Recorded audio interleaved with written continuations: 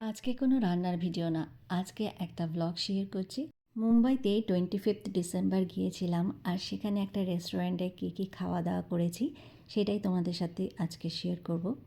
একটা অনেক বড় রেস্টুরেন্টে গেছিলাম, তো সেখানে দেখো কত সুন্দর সুন্দর কেক, প্যাটিস। আমাদের এখানে যেরকম ক্যাফে হয় এটা কিন্তু ঠিক সেরকম টাইপেরই। বিশেষ করে এখানে চা, কফি খুবই ভালো পাওয়া যায়। এই যেরকম ক্যাপুচিনো কফি, কোল্ড কফি এরকম টাইপের। আর দেখতেই পাচ্ছ সামনে যে প্রোডাক্টগুলো আছে এগুলো কিন্তু সেলের জন্য ওরা লাগিয়ে রেখেছে। এই কফি মেশিনগুলোই কিন্তু অনেক বেশি হাই কস্টলি, তো তাই জন্য এই কফিগুলো অনেক বেশি দাম হয়। আর এখানে আরেকটা ভালো জিনিস কী বলো তো, এখানে একটা কফি নিয়ে তুমি অনেকটা টাইম স্পেন্ড করতে পারো।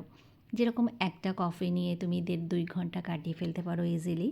ধরো বন্ধুদের সাথে শপিং করেছো, অনেক টায়ার্ড হয়ে গেছে, বাইরেতে তো কোনো ভালো ওয়াশরুমও নেই, তো এখানে এসে একটুখানি চা, কফি আর একটুখানি প্যাটিস বা যা খুশি খেয়ে নিলে আর অনেকটা টাইম রিল্যাক্স করতে পারবে। আর এখানকার অ্যাম্বিয়েন্সটা কিন্তু খুবই ভালো ছিল। দেখতেই পাচ্ছ কত সুন্দর একটা ডেকোরেশন। সেই সকালবেলা বেরিয়েছি, এখন সন্ধে হতে চলেছে। এত টায়ার্ড হয়ে গেছিলাম যে কি বলবো, তাই এখানে এসে একটুখানি রেস্ট নিচ্ছি।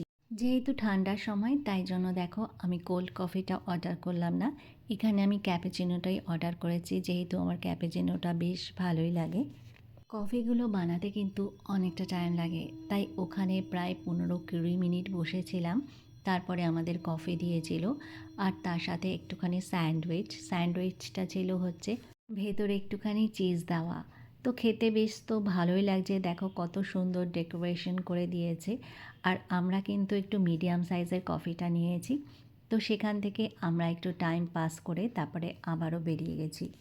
তারপরে আমাদের ডিনার করতে হবে, এই জন্য আমরা রাতের ডিনারটা ভাবলাম বাইরেই করে নেব, কারণ যেতে যেতে অনেকটা টাইম লেগে যাবে। এখানে ট্রাফিক কিন্তু অনেকক্ষণ সময় ধরে দাঁড়িয়ে থাকতে হয়। আমি এখানে অর্ডার দিয়েছিলাম রাজস্থানি থালি, তাই জন্য দেখো এখানে কত আইটেম দিচ্ছে। রাজস্থানি থালিতে যেগুলো থাকে কি মেওয়ারি কোফতা, কারি, রসম, তারপরে কী সব মানে গাট্টে কি সবজি, তারপরেও আরও অনেক অনেক কিছু, বেশিরভাগ আমি নামও জানি না। তারপরে কচু পাতা দিয়ে যে একটা পাকোড়া বানায় সেটাও দিয়েছিল। আর এখানে দেখো, এখানে যে কালো মতো একটা রেসিপি দেখতে পাচ্ছ ওটা কিন্তু বেশ সুন্দর টেস্ট, একদম আচারের মতো খেতে। আর এখানে দেখো আরেক ধরনের কারি দিয়েছে, আর দিয়েছে রায়তা। আর এই যে রুটিগুলো দেখতে পাচ্ছ, একটা হচ্ছে জোয়ারের রুটি আর একটা বাজরার। এটার নাম ছিল ডাল বাটি চুরমা, মানে ওই যে একটা বড়া সাইডে রয়েছে ওটার মধ্যে ডাল দিয়ে খেতে হবে। এই যে পাকোড়াটা দেখছো এটা কিন্তু কচু দিয়ে বানানো।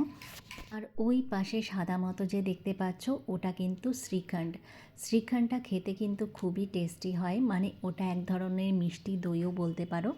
তারপরে ডাল বাটি চুরমাটাও ছিল। ওখানকার খাওয়া শেষ করে আমরা একটা বেকারিতে গেছিলাম, সেখানে দেখো কত ধরনের কুকিজ আর কেক পাওয়া যাচ্ছিল। এখান থেকে কিছু কুকিজ আর কেক নিয়ে নিয়েছিলাম বাচ্চাদের জন্য। আর আসার পথে একটা ধোসা খেয়েছিলাম, ধোসার সাইজটা দেখো কত বড়, আর খেতে কিন্তু দারুণ ছিল। মানে আমি বাইরে দিয়ে ছিঁড়তে পারছিলাম না, এতটা বড় সাইজ, প্লেটের থেকেও বড়। আর তার সাথে যে সাম্বার আর যে নারকেলের চাটনিটা থাকে সেটা কিন্তু দারুণ লাগছিল খেতে, সত্যি বলছি আমার এখনও যেন জিভে জল চলে আসছে। আর শেষে আমরা যেহেতু ননভেজ খাইনি তাই একটা পমফ্লেট নিয়ে নিয়েছিলাম। তো তোমরা কে কীরকমভাবে ক্রিসমাস মানিয়েছো অবশ্যই কিন্তু জানিও। তো সবাইকে ম্যারি ক্রিসমাস।